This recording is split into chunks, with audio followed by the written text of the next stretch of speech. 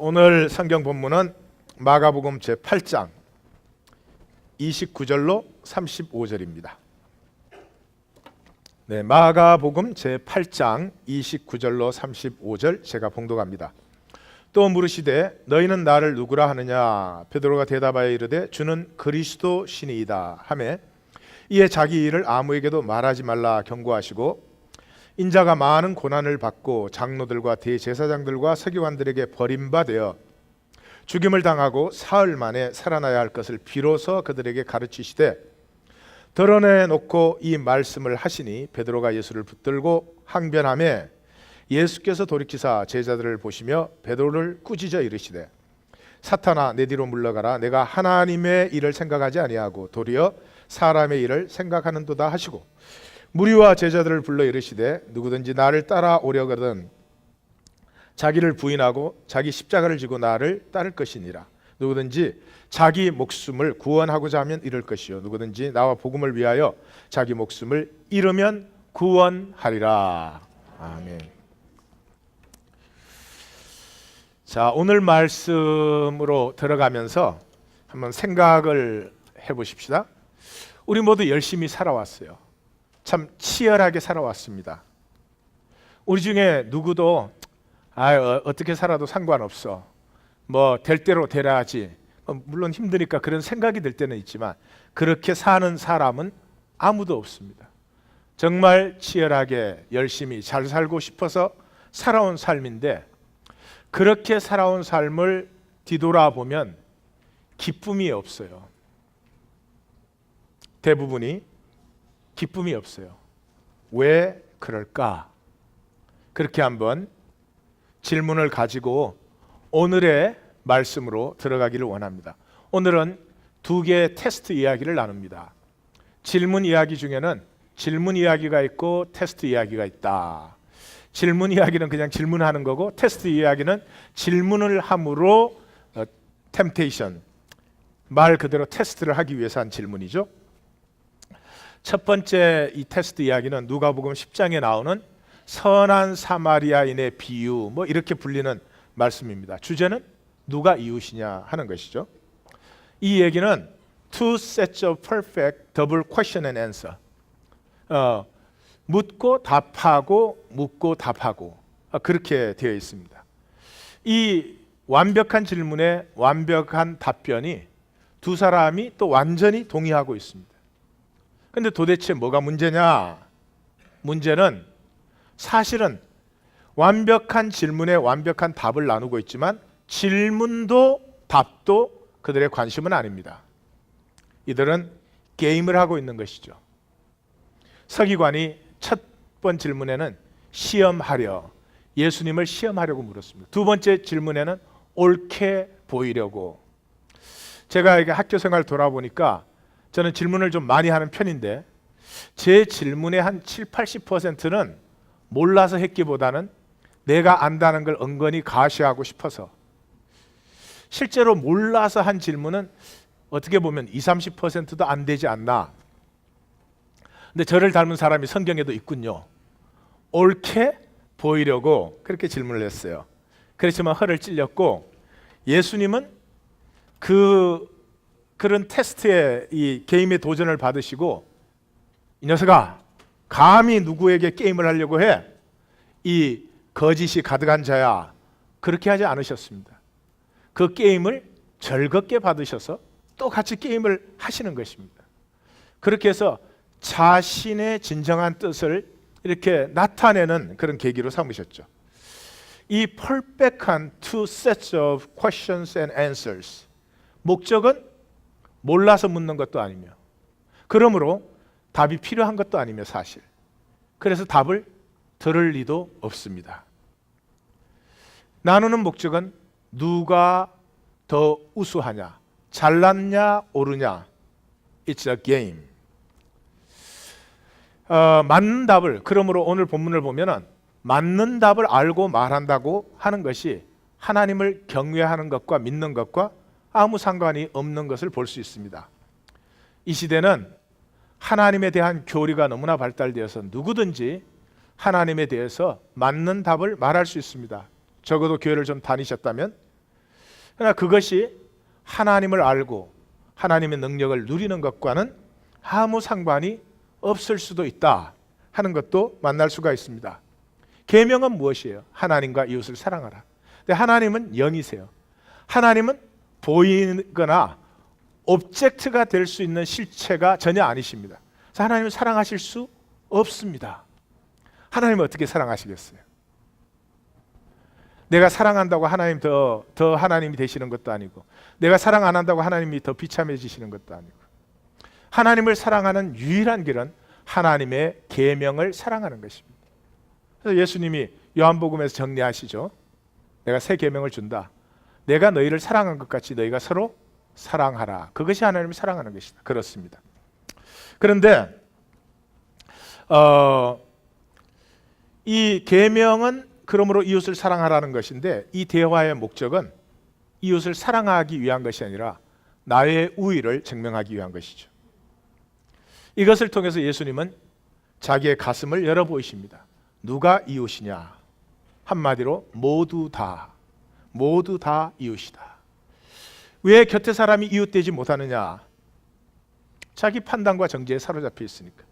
종교적인 부정, 사회적인 타부, 문화적인 차이, 교리적인 무엇이 됐든지 생명은 생명으로 있으면 만물과 이웃이 되게 되어 있습니다. 그런데 이웃이 아닌 유일한 이유는 because we play game. 게임은 조건이 있습니다. 게임은 법칙이 있습니다. 그러므로 구분하고 정죄하고 단절하는 것이죠. 우린 다 게임을 할 수밖에 없고 게임을 하고 있는데 아셔야 됩니다. 게임을 하면 비참해진다는 사실을. 게임을 하시면 내 삶을 내 스스로 모두 저주로 만들어버립니다. 저주로 만들어버립니다. 예를 들면 이런 것이죠.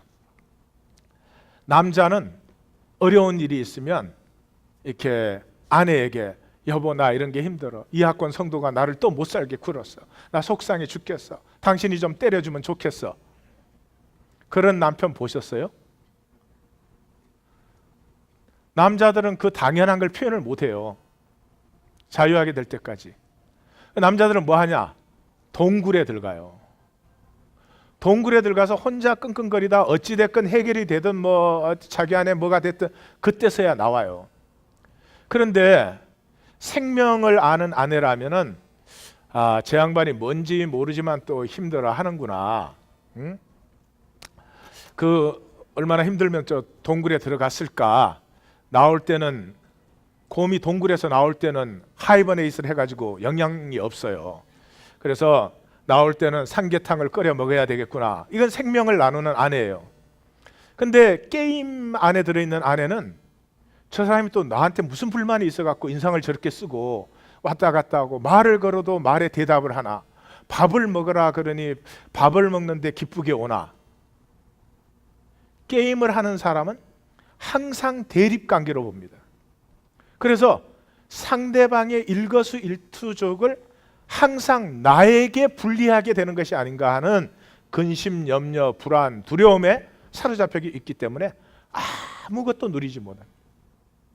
생명은 그냥 기쁠 때는 기쁘게, 힘들 때는 힘들게 누리면 되는 것인데 그건 못 누리는 거죠. 예, 똑같습니다. 아내들은 문제가 생기면 이야기를 해야 돼요. 그냥 이야기하면 돼요.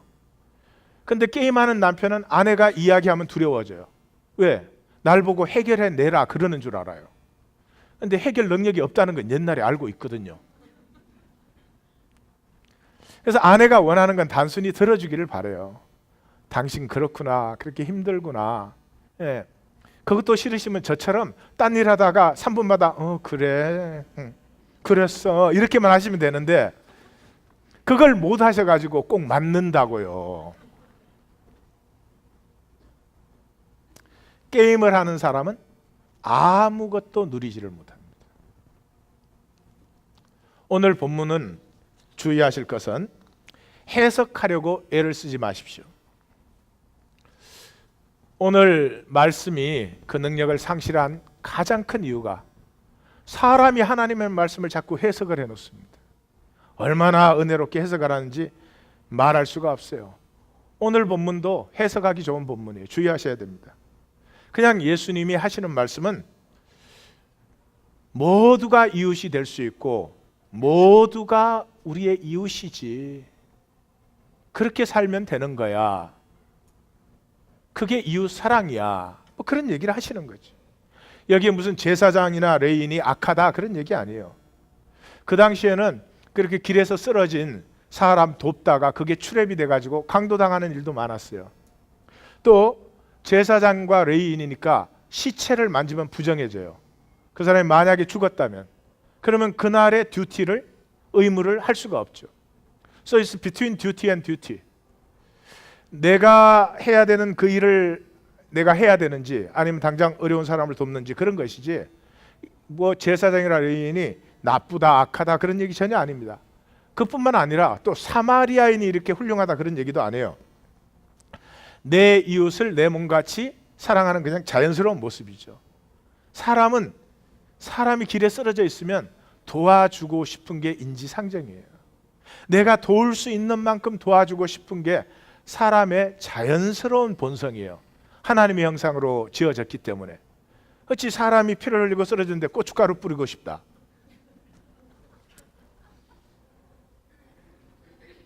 이 설교자의 예화는 설교자 자신의 수준에서 나오는 겁니다. 그런 사람은 없다 이 말이죠. 오늘 본문이 보여주고 있는 것은 게임. 우리는 모든 것에서 우위를 점령하려고 말 한마디 하는데 그냥 하지 않습니다. 어떻게 하면 나를 방어할지, 어떻게 하면 나를 좀 그럴듯하게 보일지. 상처가 많고 미성숙하면 그래서 거짓말까지도 하게 되는 것입니다. 무슨 거짓말을 할 일이 세상에 있습니까? 무슨 죽고 사는 일이 있어서 거짓말을 하는 것일까요? 근데 거짓말까지 하면서도 내 입장 지키려고 합니다. Because it's a game. 이렇게 게임으로 사는 사람은 냉소적인 특징을 가지고 있습니다. 불신이에요.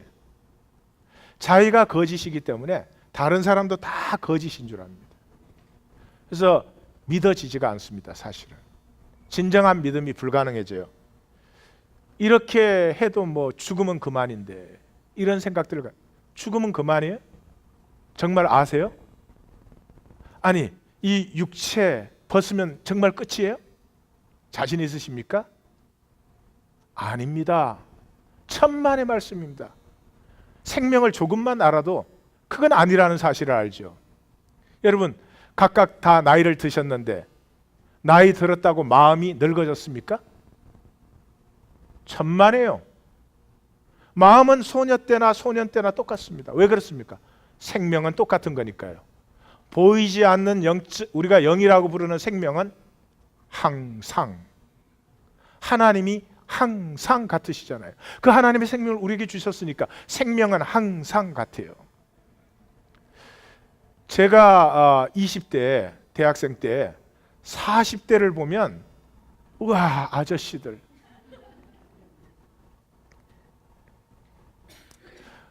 근데 제가 60이 다 돼가지고 40대를 보면 아휴 저 젖비린내 나는 것들.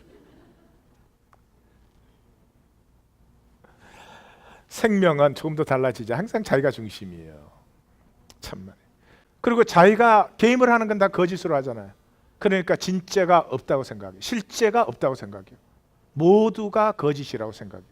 어느 정도 사실이기도 하죠. 그리고 절대 아무것도 변하지 않는다 생각합니다. 왜? 게임은 껍질만 바꾸는 거지. 모양과 모습만 바꾸지 실체가 하나도 안 변하잖아요. 굉장한 생명에는 저주입니다. 여기에 사로잡히고 나면 사실은 진정한 기쁨은 없어요. 그럼 재미를 찾게 돼요. 기쁨이 없으면 재미라도 있어야 되니까. 맛있는 거라도 먹어야 돼요. 뭐가 좀 재미가 있으면 그게 중독 상태로 빠져들고 그럽니다. 이 모두가 게임의 심텀들이죠. 처방이 뭐냐? 게임이 나쁘다, 게임하지 말라 그런 게 아니죠. 세상 전체가 게임인데 게임 안 하고 어떻게 살아요? 게임을 진짜로 하라는 거죠. 게임을 도전으로 당당하게 받으라는 거죠. 오늘 서기관의 게임에 예수님께서 멋지게 받으시는 것처럼. 다시 말해서요, 서편제를 보면은 유봉이 그 송화에게 소리를 가르쳐요. 그 어린 것이 그냥 그 깔딱깔딱 그러면서 소리를 배우는데 어느 정도 소리를 내게 됩니다. 그러니까 유봉이 그 송화를 보고 소리가 곱기만 고우면 뭐하냐고, 그 소리 내기까지 얼마나 힘들었는데도 곱기만 고우면 뭐하냐, 소리에 한이 들어가야지. 그런. 예, 저는 그 우리 모든 것이 우리의 신앙을 보여주고 있는 것 같아요. 사람들이 교회를 나오면요 천사가 되는 걸로 알아요. 나이스.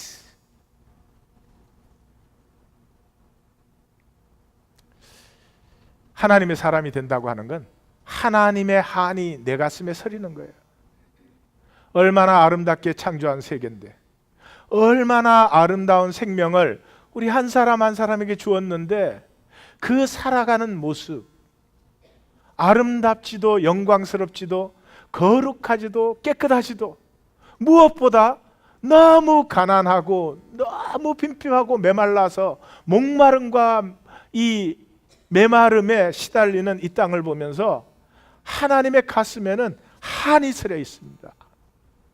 이 한이 내 가슴에 스릴 때 역사를 향한 사명의식이 피어나는 거죠. 교회 와가지고 뭐 호호호 뭐 이런, 그게 뭐, 근데 그 한이 안 서리니까 송화의 눈을 멀게 하잖아요. 제일 마지막에 유봉이 죽을 때 송화를 불러놓고 그럽니다. 송화야, 네 알았지? 내가 네 눈을 멀게 한 것을. 그런데 네 소리를 들어보니 어디에도 이제는 한이 없구나. 그래, 이제는 한을 넘어서라. 한을 넘었으면 동편제도 없고 서편제도 없다.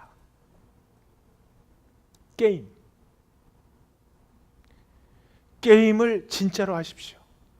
적당히 하지 마십시오. 김연아가, 저는 뭐 잘 모르니까요, 김연아 그러니까 올림픽 금메달 딴 거 밖에는 예화가 생각나는 게 없는 것. 김연아가 올림픽 금메달 따는데 발재주만 느려가지고 올림픽 금메달 딸 수 있습니까? 안 그렇습니다. 자기 자신의 감정 다스리는 훈련, 자기 자신의 의지를 다스리는 훈련, 무엇보다도 어지럽히는 생각을 다스리는 훈련, 이런 것이 같이 되어야 그 정도 수준에 가는 것입니다. 게임을 하지 말라는 게 아닙니다. 게임을 할 때 내 생의 도전으로 한번 받아보십시오. 하나님은 우리에게 생명 주시고 이 현상 세계에 잠깐 보내셔서 그 생명을 가지고 마음껏 즐겨보라고, 마음껏 한번 도전해보라고. 실패와 성공이 어디에 있어요? 현상 세계에 잠깐 와서 생명이 현상으로 피어나는 이 피어남을 즐기다 가면 되는 것인데, 마귀에게 쏘으면 한 달란트 받은 자가 돼가지고요, 실패할까 봐 절대로 게임을 안 해요. 자기가 이길 수 있는 게임만 해요. 좀 지는 게임을 해보세요. 좀 지는 게임을. 하다못해 서로 친구를 만나도요, 내게 만만한 상대를 만나지 말고요, 좀 존경스러운, 정말 저렇게 살고 싶다.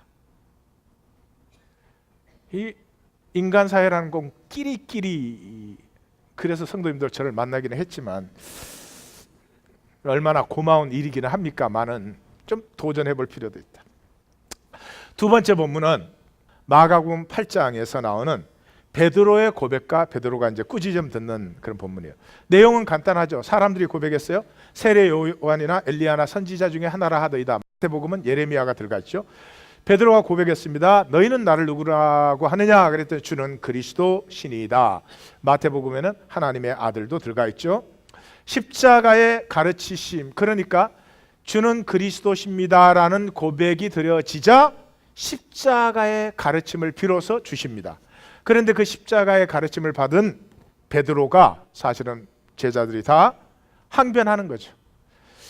우리 개역 개정에는 베드로가 그 항변하니까 사단아 내 뒤로 물러가라. 내가 하나님 일을 생각하지 않고 사람 일을 생각한다. 이렇게 하셨거든요. 그랬더니 이제 예수님께서 그러고 나서 십자가를 가르치셨어요. 누구든지 나를 따라오르거든 자기를 부인하고 자기 십자가를 지고 나를 따라오라. 자기의 생명을 구원코자 하면 잃을 것이고 잃는 자는 구원할 것이다. 이렇게 했거든요. 문제가 뭐예요? 이 본문도 우리가 참 기가 막히게 해석들을 잘해놓은 본문입니다. 그러나 본문이 말해주는 바는 아주 간단하죠. 베드로의 문제가 뭐였어요? 제대로 알지 못하는 거였어요. 제대로 알지 못하는 것. 베드로가 정답을 말했어요. 주는 그리스도십니다 라고 했는데 예수님이 뭐라고? 자기 일을 아무에게도 말하지 말라. 왜 자기가 그리스도라는 걸 아무에게도 알리지 말라 그래요? 예수님 계속 그러십니까? 아니죠. 나중에 그렇게 말씀하십니다. 온 천하에 다니며 만민에게 전파하라고 말씀하십니다. 마태복음에서는 모든 족속으로 제자를 삼아서 그냥 전파하는 게 아니라 가르쳐 지키게 하라 라고 얘기를 합니다. 그러면 왜 그때는 아무 말 하지 말라 그러고 복음서 마지막에 가서는 온 천하 만민에게 이것을 말하라고 할까요? 그때는 제대로 알았으니까. 무슨 얘기죠? 십자가를 만났으니까. 답을 말했다고 다 아는 건 아니죠. 그런데 베드로의 문제가 뭐예요? 제대로 모르는데 적당히 아는데 자기가 다 안다고 생각을 하는 거예요. 그래서 예수님이 십자가 얘기를 하니까 왜 십자가에 죽는다 그러느냐고 우리 성경은 항변하여 그렇게 됐습니까? 베드로가 예수를 붙들고 항변하며 그렇게 됐죠. 즉 저것도 좀 발전된 겁니다. 원래 개역 성경은 간하여 가로되 그렇게 돼 있어요. 여기 항변하다. 항변 안 했어요. 꾸짖었어요. 예수님이 풍랑을 꾸짖을 때, 또 마귀를 꾸짖을 때 똑같은 단어 rebuke라고 하는 단어가 여기 써져 있습니다. 베드로가 예수님을 꾸짖었어요. 꾸짖는 이유가 뭐겠어요? 자기는 분명히 안다고 생각했으니까. 예수님 뭐라고 하셨죠? 사탄아 내 뒤로 물러가라 그랬어요. 사탄이 누구예요? 사탄이 다 알지 못하는데 다 아는 줄 아는 것이, 다 아는 척 하는 것이 사탄이에요. 사탄이 하나님 보좌 옆에서 보았잖아요. 하나님이 이 온 우주를 창조하시고 이 모든 우주에 하나님의 다스리는 권세를 인간에게 위임해 주셨잖아요. 인간을 창조하신 하나님이 복을 주시고 그 다음에 만물을 다스리라 그리고 위임해 주셨잖아요. 사탄이 모든 권세가 인간에게 위임되었으니까, by the way 그게 이제 성경의 특징입니다. 하나님의 보좌에 하나님이 좌정하고 계시는 게 아니라 하나님 보좌에 누가 좌정하고 있죠? 인자, 우리가 좌정하는 것입니다. 하나님의 권세를 가지고 만물을 다스리게 되는 것이죠.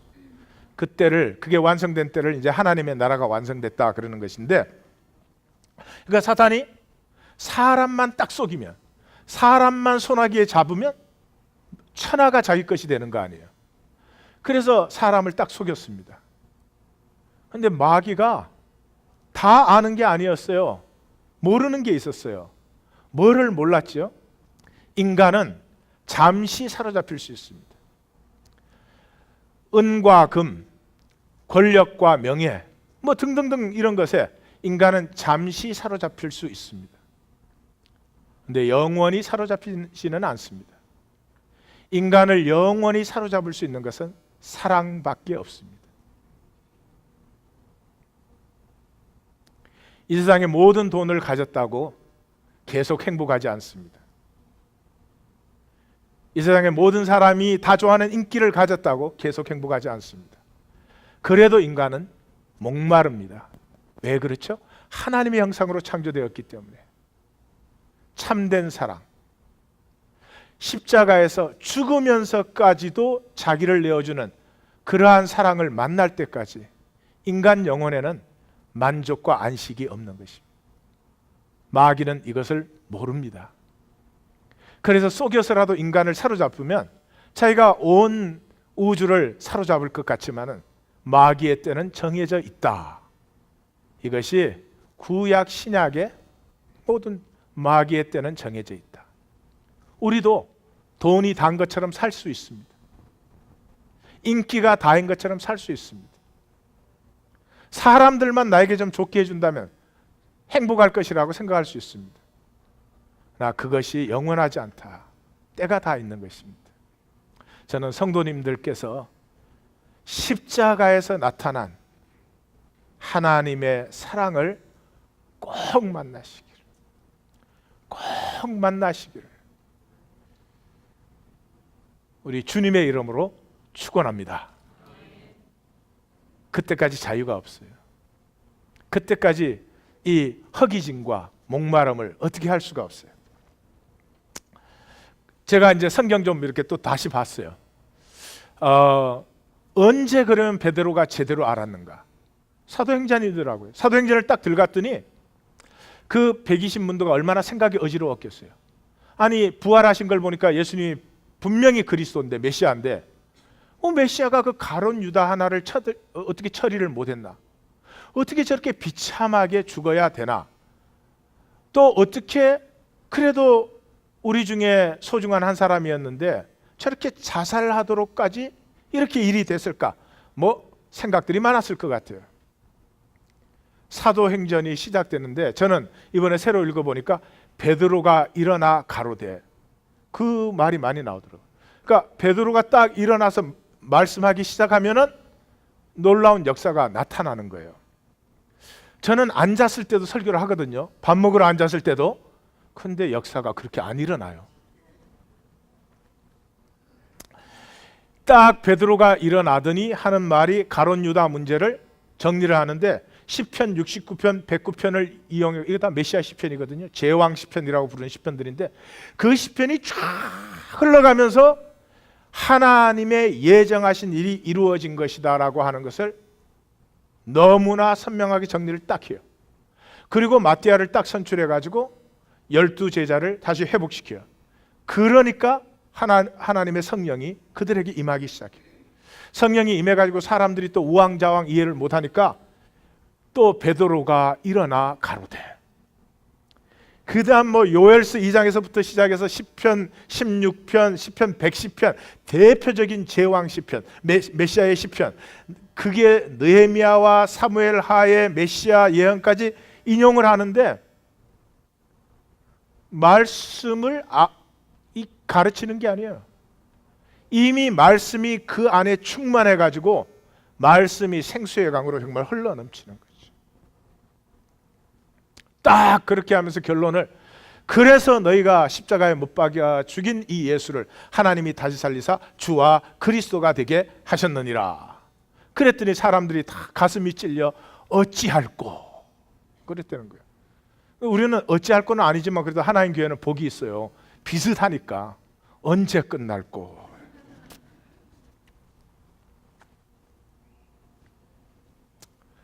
확실히 안다는 말이 뭐예요? 확실히 안다는 말은 말씀이 내 지식으로 있는 게 아니고요, 내 창자에 배어 있는 거예요. 내 속에 성육되어 있는 거예요. 그렇게 살 수밖에 없는 거죠. 교리나 전통이나 지식을 안다 그런 말이 아닙니다. 말씀이 내 세포와 혈관 속에 스며 있다 이런 말이죠. 여러분은 이하권 성도를 아십니까?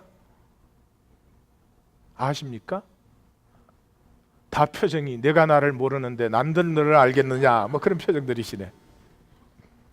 그게 어디에서 나오죠? 요엘서에서 나오시는 말씀인가요? 아마 제가 담임 목회자고 저하고 이런저런 관계들도 많으시니까 안다고 생각하시겠지만 사실 아는 게 아니죠. 어느 정도 짐작되시는 거죠. 안다는 것은 정말 깊은 관계를, 갈등도 하고 더 이상 견딜 수 없는 절망의 꼴짜기도 지나고 그런 것을 통해서 체험된 관계를 안다고 하지,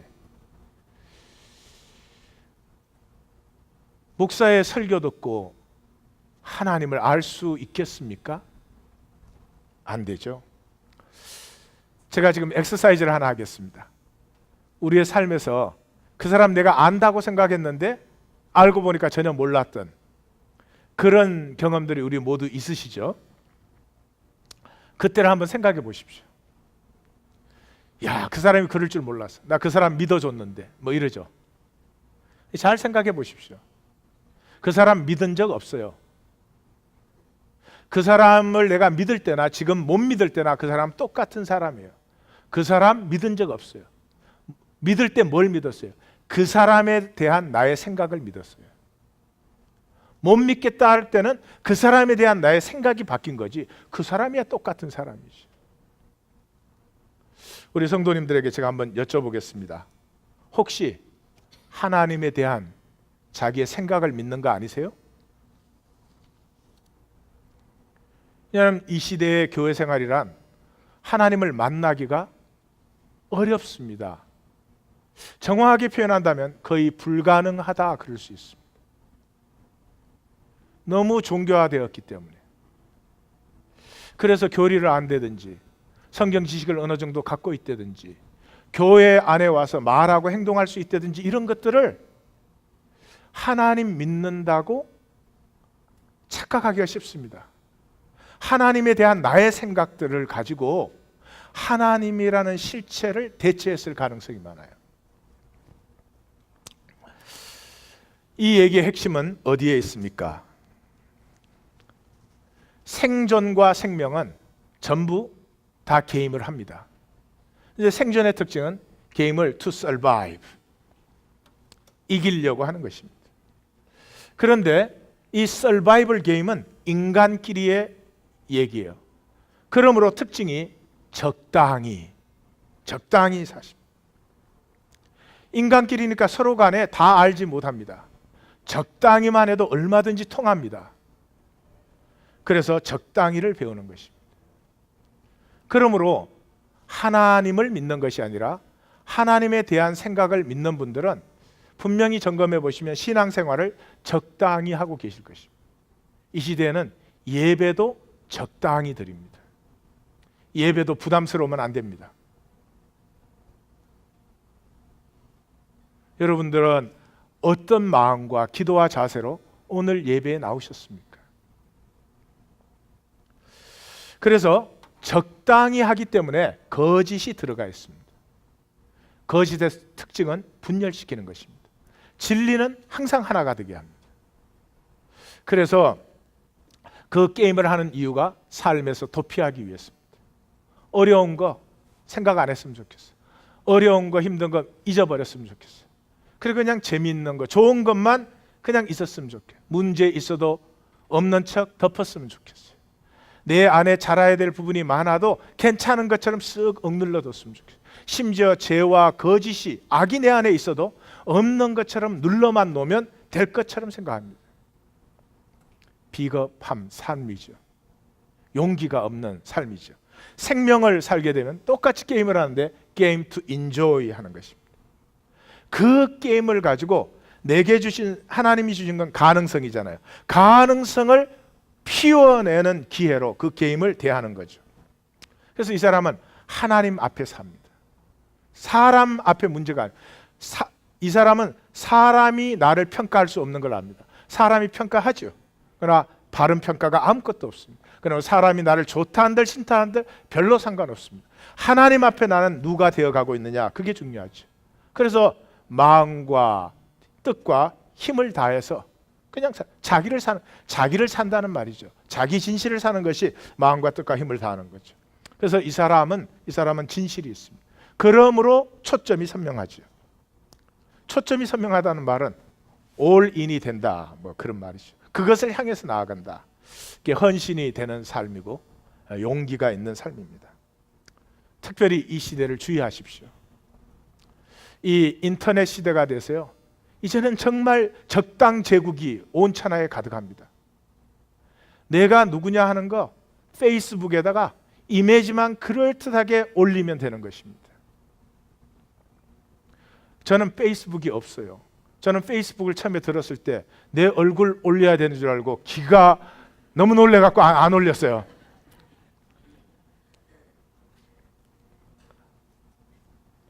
페이스북 가꾸는 것도 엄청난 시간이 드는데요, 정말 정성을 들여서 하는 것 같아요. 자기가 원하는 이미지를 사람들에게 보이기 위해서. 그러니까 사람들이 점점 교회로 안 오죠. 교회에서 하던 걸 페이스북에서 하니까.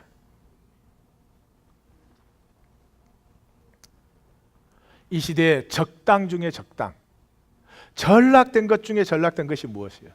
말씀이에요. 말씀이 전락되어 있어요. 재밌지 않아요? 복음서를 보시면은 바리새인들과 서기관들은 구약 전문가였습니다. 그들이 말하는 것은 구약밖에 없었습니다. 근데 예수님이 뭐라고요? 그 사람들에게 너희가 사람의 교훈을 한다 그랬습니다. 하나님의 말씀을 버렸다 그랬습니다. 근데 예수님은 무슨 얘기 하셨어요? 농부 얘기, 새 얘기, 꽃 얘기, 포도원 얘기, 샘물 얘기, 바다 얘기, 어부 얘기, 물고기 얘기, 거물 얘기, 이런 걸 하셨어요. 근데 그것은 하나님의 말씀이었어요. 성경 가지고 설교한다고 하나님 말씀 아니에요. 무엇이 하나님의 말씀이죠? 살려야 하나님 말씀이에요. 살려야. 그 말씀이 내 삶에 억눌린 어느 부분, 죽어버린 어떤 부분, 닫혀져 버린 어떤 부분을 계속 살려내고 있어야 하나님의 말씀이지. 아멘, 아멘, 아멘 은혜스럽게 듣기는 하지만 실제로 내 안에 달라지는 것은 없다. 그건 하나님의 말씀 그럴 수가 없어요. 왜? 말씀 자체가 능력이시기 때문에. 혼돈과 공허와 흑암이 깊어도 하나님의 말씀이 선포되면 전해공발 성도님들의 가슴에 말씀이 선포되기를 원합니다. 가슴만 열어주면 선포는 저절로 되는 거예요. 하나님께서 하시는 거니까. 제가 아무리 부족하게 해도 하나님이 여러분을 부르신 이유는 하나님의 그 말씀, 혼돈과 공허와 흑암의 깊음 속에 좋았더라, 좋았더라, 심히 좋았더라를 펼쳐내는 하나님 말씀을 선포하시고 싶어서 부르셨기 때문에 가슴만 열어주시면. 그 말은 이런 말이에요. 저게 또 오늘 무슨 말 하려나 그렇게 안 들으시면 오늘 하나님이 내게 무슨 말씀을 하실까 그렇게만 기다려 주시면 하나님의 말씀은 스스로 능력과 역사가 있는 거죠. 그런데 그 말씀이 전락돼 가지고 개런티 믿으면 복 받는다, 이렇게 하면은 복 받는다. 우리가 복이에요. 하나님의 생명인 우리가 복이에요. 자유해지기만 하면 얼마든지 피어나는데 그냥 억눌려 가지고 어떻게 하나님의 꼼수를 좀 받아서 다른 사람은 어떻게 돼도 나는 좀 복 받아야 되겠다, 그런 의식이 하나님과 교통될 수가 없죠. 센슈어. 요즘 세상에 어떻게 하나님 말씀으로 사나? old fashioned, heavy handed, outmoded. 하나님은 내가 싫어하는 얘기만 하시는 분, 이렇게만 domesticated. 우리가 들을 수 있는 말씀, 듣기를 좋아하는 말씀만 전해주는, 전혀 마음에 부담감을 주지 않는 vitaminized. 성경은 모르고 성경에서 추출된 공식 몇 개, 뭐 십자가로 구원받았다, 뭐 하나, 그거를 몇 개 붙들고 안다고 생각하는. 말씀은 혁명적입니다. 하나님의 말씀은 우리가 만들고 안주해온 세계의 그 deadness라는 말은 no newness, 전혀 새로워지지 않아요. 삶을 쳇바퀴 돌듯 돌아가지만 전혀 새로워지지 않아요. 새로워지지 않으니까 그저 편하고 재미있었으면 좋겠어요. 자극이 필요하게 되는 거죠. 하나님의 말씀은 살았고 활력이 있어 좌우의 날선 어떤 것보다도 예리하여 홍과 영광이 건져가고 옷을 찔러 쪼개기까지 하며 또 마음의 생각과 뜻을. 하나님의 말씀이 우리에게 임하실 때 아파요. 그렇지만 걱정하실 필요는 없어요. 수술을 통해서 건강하게 해주시는 것처럼 그 아픔은 시원한 아픔이에요. 경험해 보시면 알지만 시원한 아픔이 아픔으로 끝나지 않고 그 아픔을 통해서 내 생명의 그 생기가 활기가 확 피어나는 그런 아픔이에요.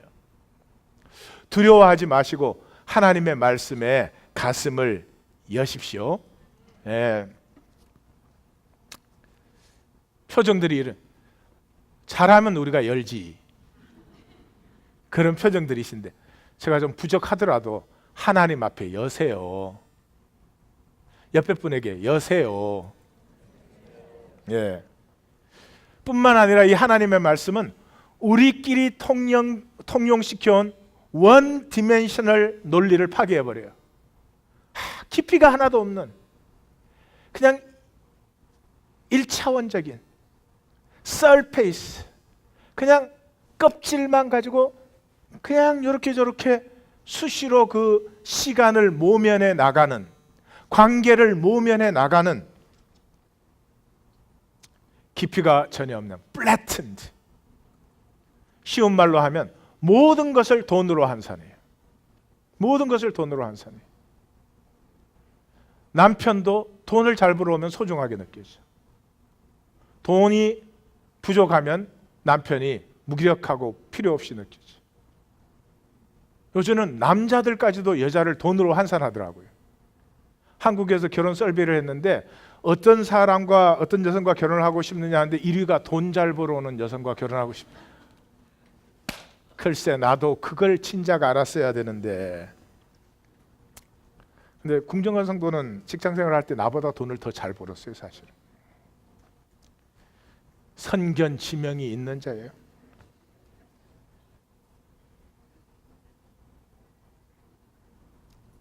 아이를 길러도 이 아이 속에 어떤 가능성이 있어서 날개를 한번 펴보도록 도와주고 싶다가 아니라 돈 많이 버는 직업을 가져야 될 텐데. 나무라는 게 아니에요. 게임으로 평면화된 세상 속에서 우리가 볼 수 있는 것, 우리가 생각할 수 있는 것이 그렇게 굳어버렸다 이 말이죠. 그것을 깨는 건 하나님의 말씀밖에 없어요. 욥이 뭐라고요? 욥이 막 불평하잖아요. 하나님 앞에 왜 의인이 핍박을 받게 하십니까? 왜 의인이 고통을 당하게 하십니까? 나를 이렇게 하시려면 차라리 나를 태어나게 하지를 말지, 막 하나님에게 그렇게 항의를 하잖아요. 하나님이 그 말을 끝까지 듣고 계시죠. 제일 마지막에 하나님이 자기를 나타내시잖아요. 그때 욥이 뭐라고 고백을 합니까? 나는 깨닫지도 못한 일을 말하였고 스스로 알 수도 없고 헤아리기도 어려운 일을 말하였나이다. 자기의 말은 하나도 제대로 알고 한 게 없다는 거죠. 알기는 알았지만 적당히 아는 것 가지고 다 아는 것처럼 큰 소리를 쳤던 것이죠. 이제 비로소 다 알았어요. 지식의 모든 걸 알았다 그런 게 아니에요. 알을 만났다 그런 얘기예요. 그랬더니 뭐라고요? 내가 스스로 거두어드리고 티끌과 제 가운데서 회개하나이다.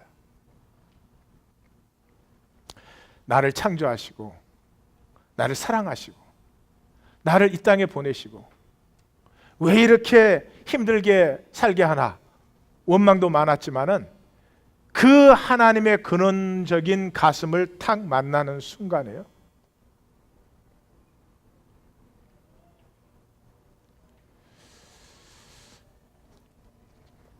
회개가 피어나죠.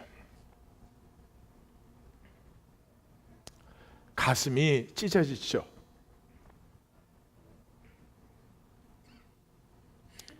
내 논리와 억만 차원이 다른 그 표현할 수가 없지. 가슴이 깨어져서 물이 흐르듯이 흐르기 시작하죠. 비로소 껍질 속에 웅크려 있던 내 자신이 깨어지는 아픔을 느낍니다. 성경이 이렇게 표현해요. 지으신 것이 하나라도 그 앞에 나타나지 않음이 없고, 하나라도 그 앞에 나타나지 않음이 없고, 우리를 결산받으실 이의 눈앞에 만물이 벌거벗은 것처럼. 여러분, 이것이 얼마나 아픈 얘기인지 아십니까? 나는 꽤 괜찮은 척 살아갑니다. 왜 그런 줄 알아요? 감출 건 다 감췄으니까.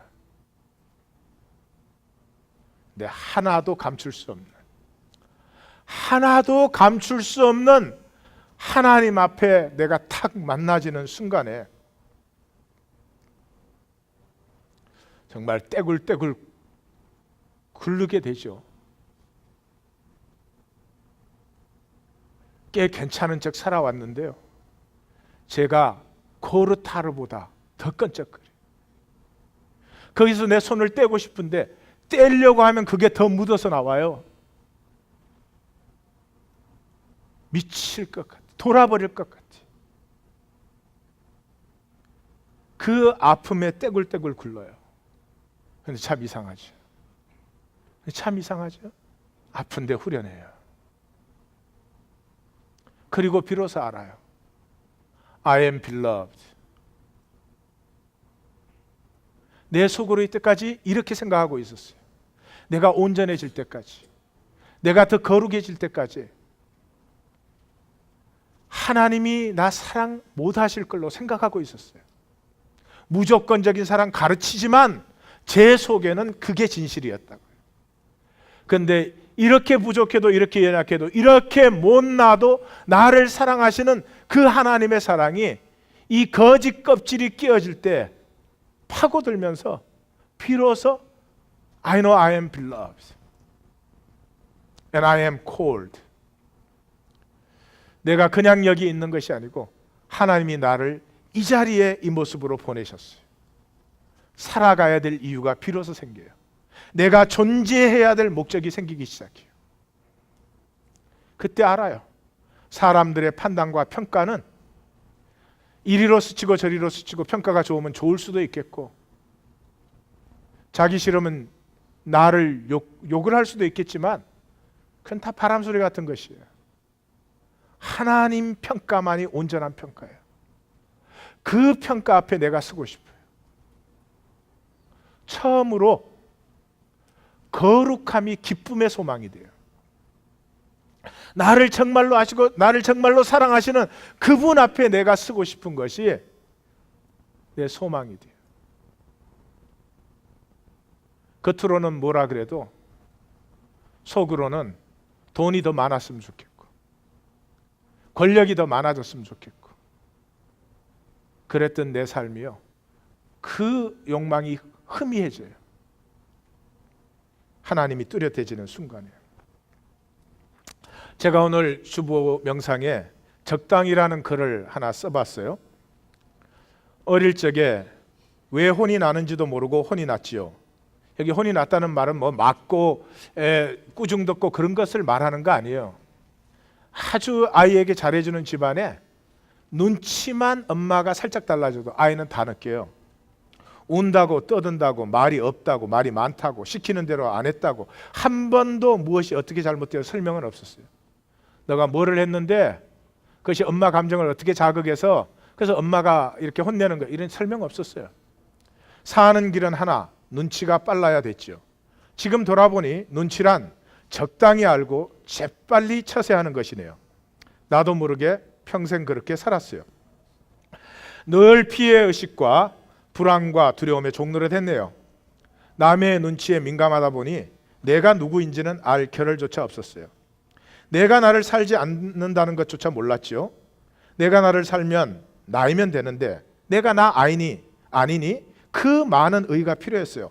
공부도 잘해야 되고, 생기기도 잘나야 되고, 능력도 있고, 기술도 있고, 총명도 있고, 인기도 있고, 선해야 되고, 인품도 있어야 되고, 성공도 해야 되고, 항상 뛰어나야 되고, 어디서나 인정받아야 되고, 무거운 짐 지고 억지로 살다 보니 남은 것은 허무와 상처밖에 없네요.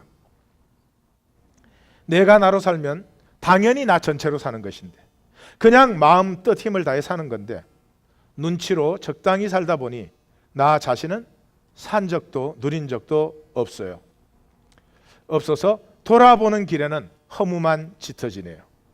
이제는 버립니다. 굶고 헐벗어 죽을 것도 아닌데 생존에 매달리는 것은 나를 살 것입니다. 조금 어렵고 어색하지만 나로 살렵니다. 그 정열, 그 꿈을 다시 한번 피워내어 불사르며. 말씀의 축제가 펼쳐지면, 말씀이 가슴에 선포되기 시작하면 생명은 더 이상 불안과 두려움에서 자기 지키기가 아니라 하나님이 내 안에 심어놓으신 가능성을 향해서 꿈과 날개짓을 펼치는 것이죠. 사랑하는 성도님들, 속이는 죄의식을 조심하십시오. 지금 이 얘기를 들을 때 하나님은 이런 뜻이 아닙니다. 너 왜 그동안 적당히 살았어? 그렇게 꾸짖는 것이 아닙니다. 하나님의 뜻은 적당히 사는 그 삶도 너가 얼마나 힘들게 살았니? 얼마나 치열하게 살았니? 내 위로를 받아라. But I'll tell you there is a better way. There is a better way. 훨씬 내 멍에는 쉽고 가벼우니 훨씬 더 쉽고 가볍게 생명을 잔치와 기쁨으로 누리는 길이 있다 하는 걸 너에게 알려주고 싶어. 그걸 마귀는 어떻게 속이죠? 그 말씀이 들릴 때 너 왜 적당히 살았어? 그러니까 그 모양이지. 이런 정죄로 속이는 거예요. 하나님은 절대로 정죄가 없으십니다. 정죄에 속으면 가슴을 닫죠. 저 말씀은 또 요르라고 하는 걸 거야. 이런 의심이 들어오기 시작하죠. 절대로 우리를 속이는 마귀의 죄의식, 죄책감에 속지 않으시는, 언제나 사랑의 말씀에 깨어지는 아픔은 있지만 생명 피어나는 기쁨을 누리시는 우리 성도님들이 다 되실 줄 믿습니다. 결론을 나누십시다. 결론은 이것입니다. 말씀의 사람이 되십시오. 말씀의 사람이 된다는 것은 말씀이 성육, 내 몸에 배이셔야 됩니다. 이 말씀이 성육된 대표적인 성경의 사람이 여호수아입니다. 여호수아인데 여호수아 10장, 11장, 12장을 보시면 이 말씀이 그 몸 전체에 충만해진 사람이 누리는 하나님과 함께하는 승리를 쫙 보여주고 있습니다.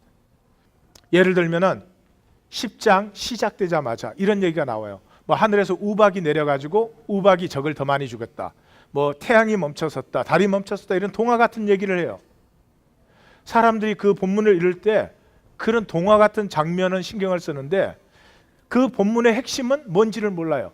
그 본문의 핵심은 전투 장면이 7절인데 여호와께서 이스라엘을 위하여서 싸우셨다. 여호와께서가 8번 나와요. 왜? 마지막 절에는 2번 여호와께서가 나오기 때문에. 그 마지막 여호와께서는 여호와께서 이스라엘을 위해서 싸우셨다. 하나님이 성도님들을 위해서 싸우시는 신앙의 삶이 되시기를 주님의 이름으로 축원합니다. 성도님들이 마귀에게 이길 수 있어요. 성도님들께서 마귀가 여러분들 안에 심어놓은 열등의식 이기실 수 있어요? 평생에? 아니, 무엇보다도 마귀가 우리에게 심어놓은 나는 절대 성공 못할 것 같은, 밥이나 그냥 걱정 없이 먹고 살았으면 좋겠다, 절대로 성공 못할 것 같은 그 거짓을 스스로 이기실 수 있습니까? 하나님이 함께 하시고 하나님이 나를 위하여 싸우시지 않으면 그건 나의 영역이 아니기 때문에 영원히 사로잡혀 있는 것입니다. 여호와께서 이스라엘을 위하여 싸우시는 역사를 누리시기를 주님의 이름으로 축원합니다. 이것이 신앙입니다. 예수님이 한 번이라도 내가 잘났다 그런 적 있습니까? 아버지께서 나와 함께 하신다. 그래서 그 여호수아를 부르셨을 때 이렇게 말하죠. 시작 부분에서 내가 너와 함께한다, 모세가 있었던 것 같이. 마감에서 내가 너와 함께한다. 그 안쪽으로 뭐예요? 강하고 담대하라, 강하고 담대하라, 용기를 가져라. 그 핵심에 뭐가 들어있어요? 말씀이죠. 이 율법책을 내 입에서 떠나지 말게 하며 주야로 그것을 묵상하여 그 가운데 기록된 대로 다 지켜 행하라. 그리하면 내가 내 길이 평탄할 것이요 내가 형통하리라. 말씀이 묵상, 내 속에 체화되어서 내 세포와 혈관 속에 스미고 내 창자 속에 스며들면은 그때 하나님이 함께하는 역사가, 하나님 말씀 아니세요? 제가 여호수아 얘기는 사실 좀 해드리고 싶은데요. 시간이, 출애굽기 33장 11절을 보시면 모세가 하나님과 친구와 같이 대면하여서 얘기하는데 모세가 떠난 후에도 하나님과 같이 얘기하고 있는 한 사람이 있었어요. 누구였어요? 여호수아였어요. 여호수아가 말씀의 사람이었어요. 모세는 말씀을 100% 핸들하지 못했어요. 요단을 건너지 못하잖아요. 여호수아가 건너요. 그리고 하나님이 딱 훈련을 시키시고 나니까 여호수아가 가는 길에는 무적이에요. 베드로가 말씀 제대로 못 알고 방방 뛰다가 말씀이 그 안에 성육되고 말씀의 사람이 되니까 어떻게 됐어요? 지나가는 길에 그림자라도 덮였으면. 계집종한테 무서워서 부인하던 사람이 뭐라고요? 사내들인 앞에서 당신들이 나한테 얘기해봐. 내가 하나님의 말씀을 들어야 되겠어? 당신의 얘기를 들어야 되겠어? 다음날 아침 사형을 당할 사람이 어떻게 해요? 잠이 너무 깊이 들어가지고 옥문이 깨어지고 천사가 데리고 왔는데도 한 블락을 지나간 다음에야 비로소 정신이 깼다. 이게 말씀으로 사는 사람. 하나님의 시간이, 하나님의 나라가 피어나고 있습니다. 하나님의 일이 우리 가운데 나타나고 있습니다. 모두가 붙들림 받고 참여하시는 분들, 생명 누림이 얼마나 좋고 기쁜 일인지, 생명이 두 날개짓을 하면서 피어나는 하나님의 시간이 심령마다 가정마다 충만할 줄 믿습니다. 기도하십시다.